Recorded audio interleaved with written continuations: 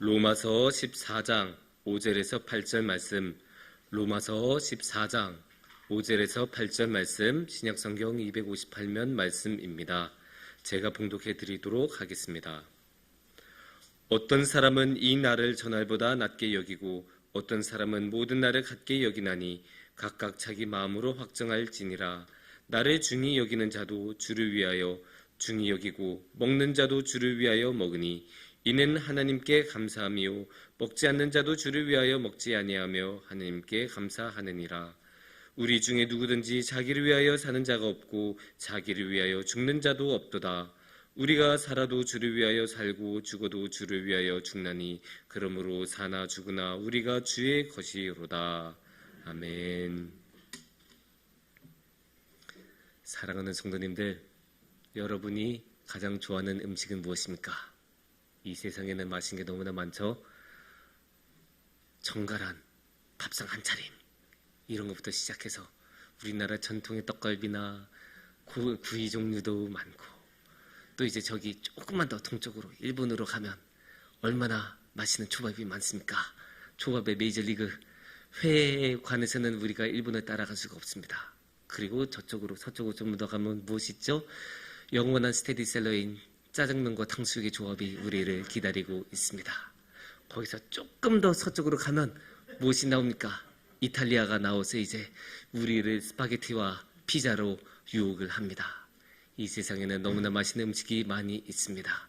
그런 맛있는 음식 어떻게 우리가 볼 수 있었죠? 특히나 요새 얼마 전에 굉장히 유행이었던 예능 흑백 요리사에서 온갖 기상천외한 음식들이 나오지 않았습니까? 저는 두부로 닭다리 모양을 내서 닭다리 향의 두부가 나올 거라고는 평생 살아보면서 생각해 본 적도 없습니다. 그렇게 보면 맛있는 게 이 세상에 너무나 많은데 그 중에서 하나 고르려고 하면 얼마나 힘들겠습니까? 그래서 너무나 힘들죠? 과연 무엇이 제일 맛있겠습니까?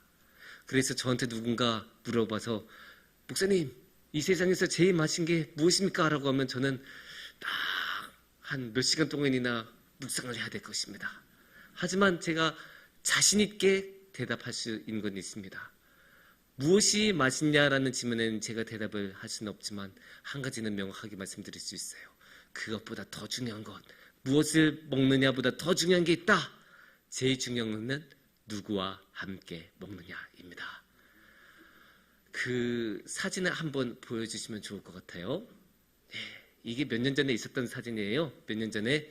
이쪽에 보이시는 분은 예전에 몇 년 전에 우리나라 대한민국의 대통령이었던 문재인 전 대통령이고, 이쪽은 그때는 전이었고 이제는 곧 현이 될 미국 대통령 트럼프입니다. 저 사이에서 식사를 하는 분의 심경은 어땠을까요?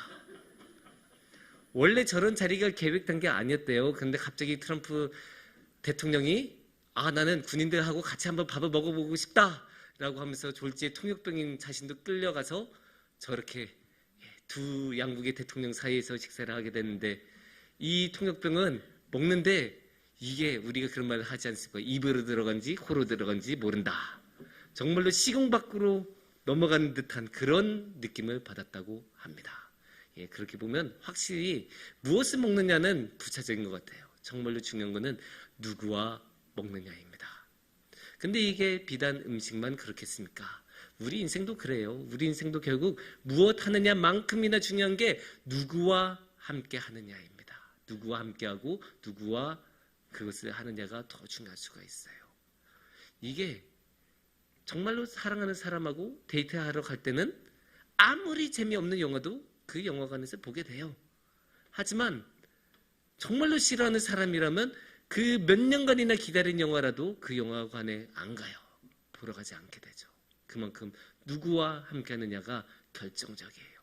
그런데 이것은 인생만 그런 게 아니라 무엇도 똑같겠습니까? 신앙에서도 크게 다르지 않습니다. 그래서 우리가 지금 이 시간에는 오늘의 말씀을 통해서 이에 대해서 한번 같이 생각해보고 나눠보는 시간을 가져보도록 하겠습니다. 성경에서는 너무나 잘 알고 있었어요. 성경은 너무나 잘 알고 있어서 무엇을 하는 것만큼이나 누구와 함께 하는 것이 중요하다는 것을 너무나 잘 알고 있었어요. 대표적인 말씀이 잠언에 나옵니다. 잠언 17장 1절 말씀에 보면 이렇게 말씀하십니다.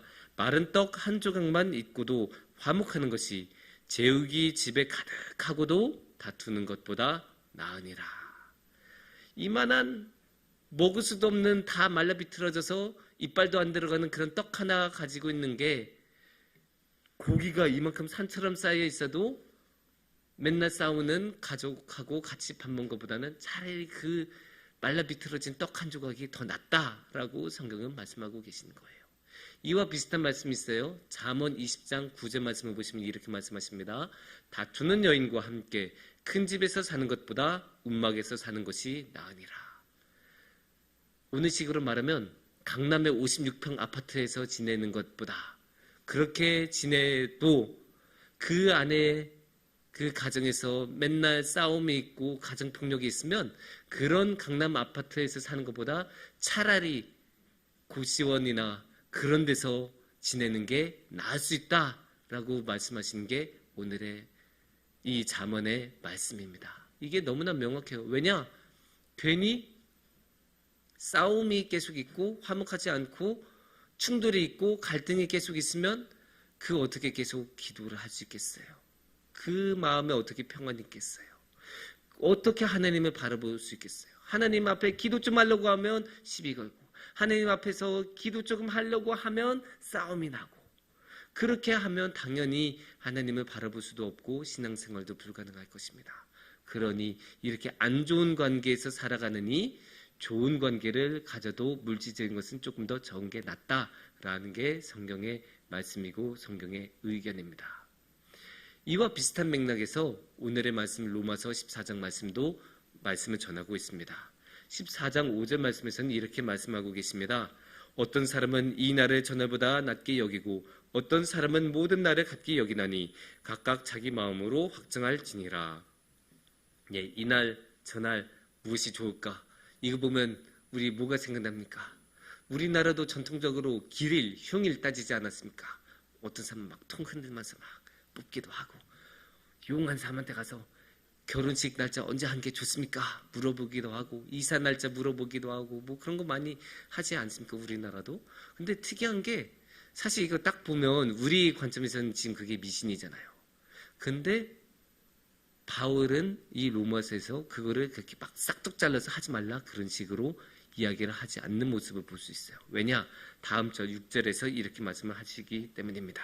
나를 중히 여기는 자도 주를 위하여 중히 여기고 먹는 자도 주를 위하여 먹으니 이는 하나님께 감사함이요 먹지 않는 자도 주를 위하여 먹지 아니하며 하나님께 감사하느니라. 이 나를 그렇게 중히 여기서 어떤 나를 할까 고르는 것도 누구를 위해서? 나를 위해서? 아니에요. 주님을 위해서. 그래서 예수님을 위해서 한다면 그것을 바울도 고려하고 그거를 받아들이는 거예요. 왜냐? 여기서는 중요한 게 내가 무엇을 하느냐, 내가 어떤 날짜를 고르느냐, 그게 중요한 게 아니죠. 여기서 중요한 건 뭐가 중요합니까?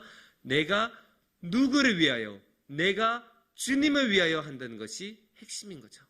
내가 누구와 함께? 주님과 함께 이 날을 고르고, 내가 주님과 함께 이 날을 중히 여기고, 내가 주님을 위해서 이 날을 준비하고 이 날을 향해 나아간다. 그 마음이 들어가 있기 때문에 당연히 미신적으로 보이는 이런 행동도 바울은 크게 나무라지 않는 거예요.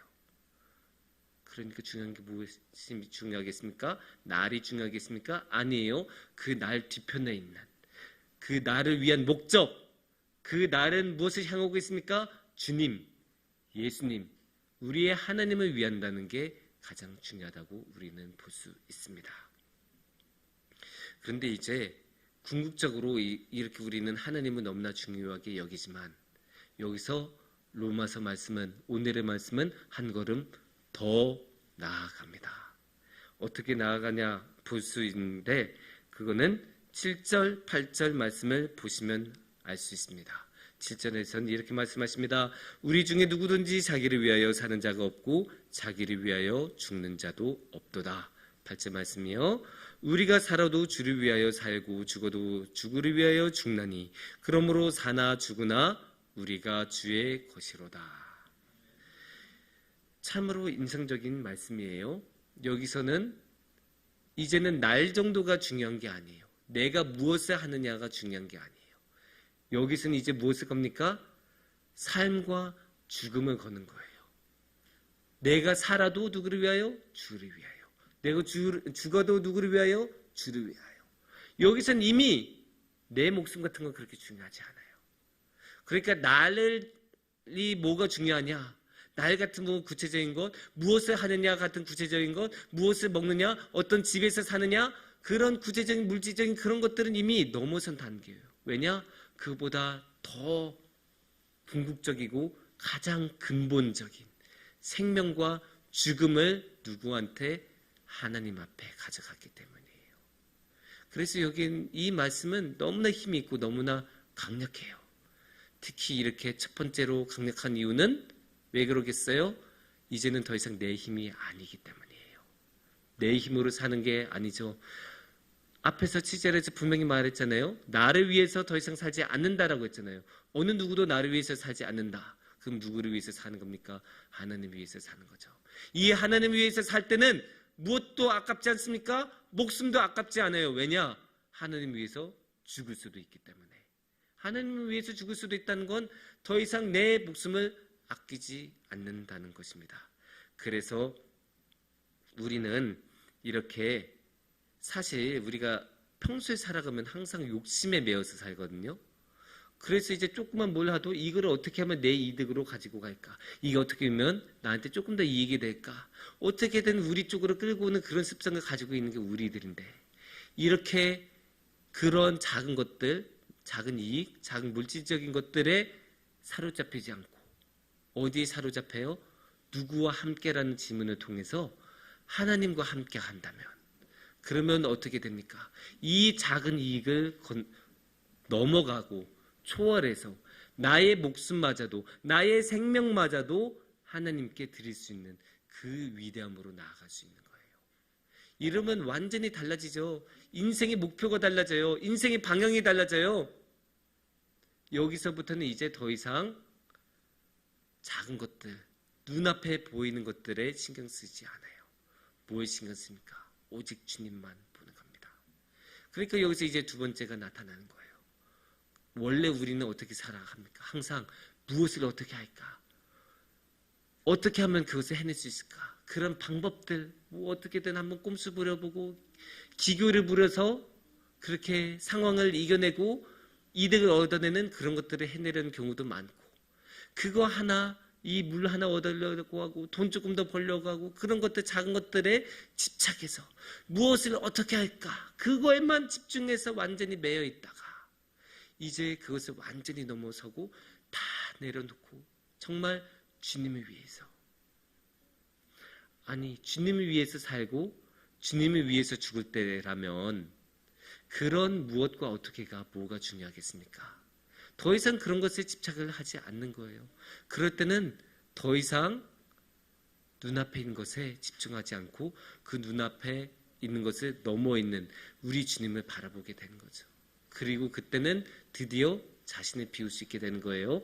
그래서 자신의 욕심도 비우고 그 욕심을 얻어내기 위한 그 무엇과 어떻게 해서 벗어나서 오직 내가 이것을 왜 하고 있느냐?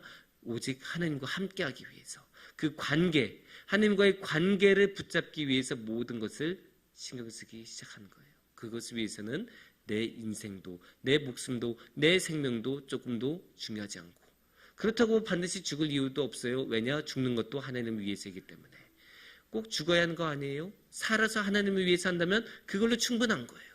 근데 이 살아서 해낼 수 있는 게 아니다? 그러면 기꺼이 죽음을 선택하겠다. 이 마음이 여기에 담아있어요. 그 기꺼이 해낼 수 있어요. 왜냐? 더 이상 눈앞에 있는 그 무엇에 집착하지 않기 때문에.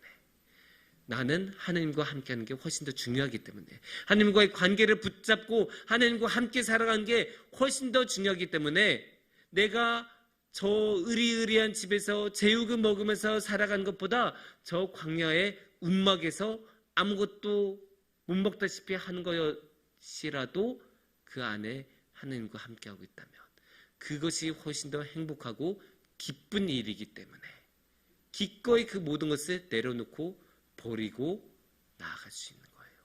그것을 오늘의 말씀은 가르쳐주고 있어요.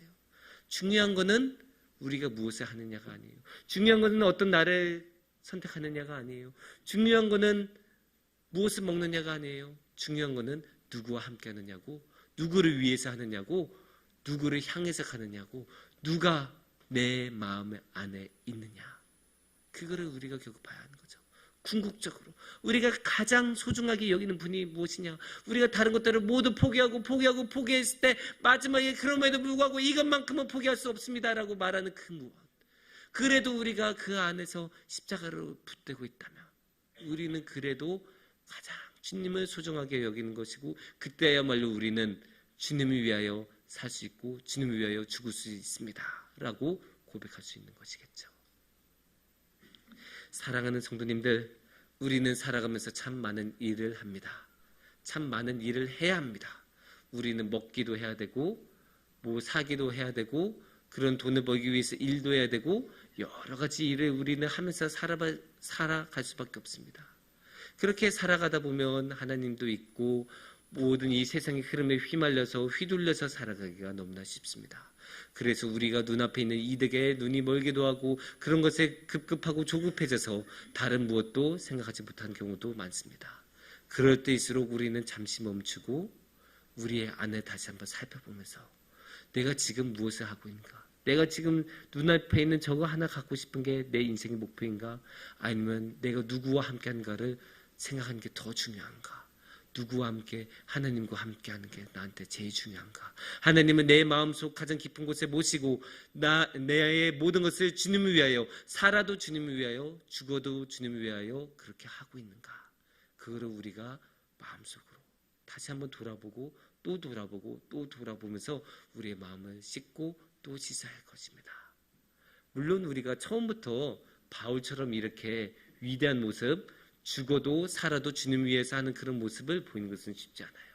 바울은 그만큼 신앙적으로 성숙의 굉장히 높은 단계, 어쩌면 가장 높은 단계까지 간 사람이니까 당연히 이렇게 주저함 없이 말할 수 있겠죠. 하지만 우리는 그것보다 훨씬 더 많은 성숙이 필요한 사람들이 아닐까. 그러니까 우리는 아주 작은 단계부터 내가 정말로 주님과 함께하고 있는가를 어떻게 확인하겠습니까?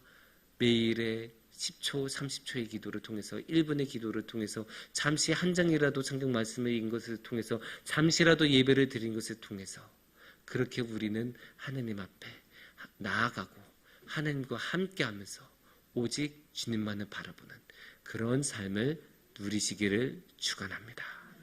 함께 기도하겠습니다.